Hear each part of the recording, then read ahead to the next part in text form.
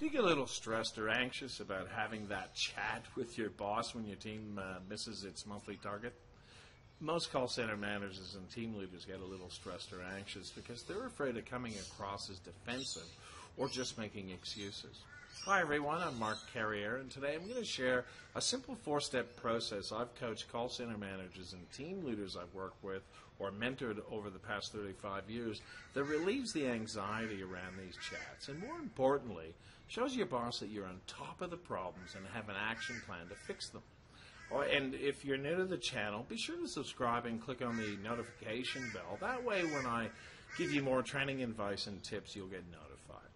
And if you do get a little stressed or anxious about these chats with your boss, say yes in the comment section below or no if you don't. Either way, following these 4 steps will help you best manage these discussions. Step 1. What went wrong? The first step is to be very honest and clear about why your team didn't hit its targets. And don't look for excuses, because this only makes you look defensive and unaccountable, or even worse, unaware of what's going on with your team, and you don't know how to fix it. You don't ever want your boss thinking that, do you? So identify the real reasons why your team missed out by asking yourself a few questions like, how close were we from hitting our target? Was the month such a disaster that your team requires a major overhaul? Or if you were only off by a little, think about what you can do to make sure your team hits its targets next time. It may just involve some specific coaching or training or introducing some games tied to performance to get the team back on track. It may be a combination of all those things. And ask yourself, who fell short and why? Identify all the team members who didn't hit their targets that you need to work with to get back on track. Think about why they fell short. Do they need more coaching or training on certain aspects of their call skills or more product knowledge? What about some of your really good performers? Did any of them have an off month? If so, why? Maybe they got something going on in their life that's distracting them, and all they need is someone to notice and ask them if they need any help. Once you know who needs help and where they need it, develop an action plan to give them the help they need as quickly as possible.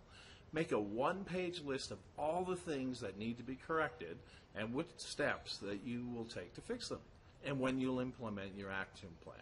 Just remember, create your action plan in a positive way that shows you're accountable for your team's performance, aware of what went wrong, and how and when you're going to fix it. When it comes time to chat with your boss, here's a good couple of ways to start the conversation. If you don't meet with your boss each week, be proactive by asking them for a minute to chat about your team's performance. And when you start the chat, thank them for their time and mention you've been thinking about why the team didn't hit their target, and give them a copy of the action plan. This shows you're proactive and on top of your team's performance. Not to mention, it will be easier to remember all the points you wanted to bring up, and if your conversation gets cut short, at least they have a list of what you feel needs to be corrected and how you intend to do it. If your boss starts off the meeting mentioning your team's poor performance, don't jump in. Let them finish everything they have to say. When they've finished, hand them a copy of your action plan and say something like this: those are really good points and I'll take them on board.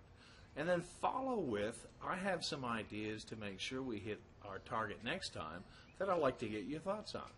Now, does this sound like a good way to kick off these chats? Love to hear your thoughts, so comment below and share any strategies that work for you with the tribe. Step 4 is pretty simple. Just follow through on your action plan and keep your boss in the loop by casually mentioning how things are going. And don't be afraid to ask for help if you need it. Well, that's it. If you've enjoyed this video, make sure you like it and comment below, and share it with somebody you think it can help.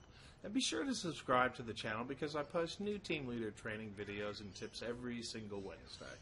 And of course, if you need help creating amazing team leaders, connect with me on LinkedIn. Thanks again for watching, and I'll see you next week.